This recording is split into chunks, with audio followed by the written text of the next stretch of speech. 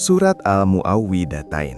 Jika ditanya dengan nama ini, mungkin akan ada sebagian orang yang tidak tahu. Tapi bagaimana jika disebut Al-Falaq dan An-Nas? Pasti semua langsung tahu. Tidak semua bahaya bisa dilihat, dan tidak semua luka berasal dari sesuatu yang kasat mata. Dan Allah Subhanahu wa Ta'ala menurunkan ini sebagai pelindung. Al-Mu'awwidhatain artinya dua pelindung. Surat Al-Falaq dan An-Nas diturunkan ketika Rasulullah SAW terkena sihir.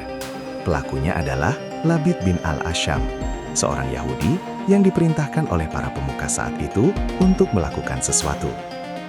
Kaum Yahudi memiliki kebencian yang luar biasa kepada Rasulullah SAW, dikarenakan Nabi terakhir bukan berasal dari kaum mereka. Labid bin Al-Asham mensihir Rasulullah SAW dengan perantara rambut dan sisir yang dia dapat dari anak-anak yang sering bermain di rumah Rasulullah SAW. Sebagai perantara sihir, rambut Rasulullah SAW diikatkan 11 kali ke pelepah kurma, lalu dibuangnya ke sumur. Saat Rasulullah SAW merasa lemah dan ada sesuatu yang berbeda dalam diri dalam beberapa waktu, beliau berdoa, dan jawaban doa beliau pun datang.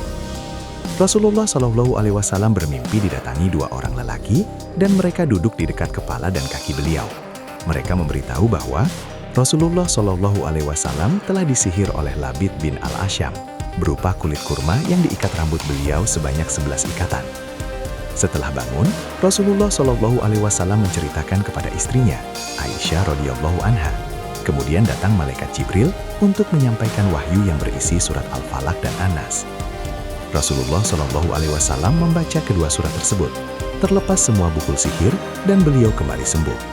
Tak lama, Rasulullah SAW memerintahkan Ali bin Abi Thalib, Zubair bin Awam, dan Ammar bin Yasir untuk memeriksa sumur yang dimaksud dalam mimpi beliau, dan kemudian menutup dan menimbun sumur tersebut.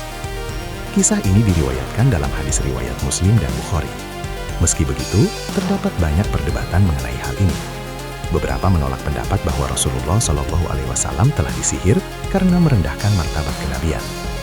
Perdebatan lain adalah mengenai surat Al-Falaq dan An-Nas. Ada yang berpendapat bahwa kedua surat ini turun di Makkah. Ada juga yang berpendapat bahwa kedua surat ini turun di Madinah.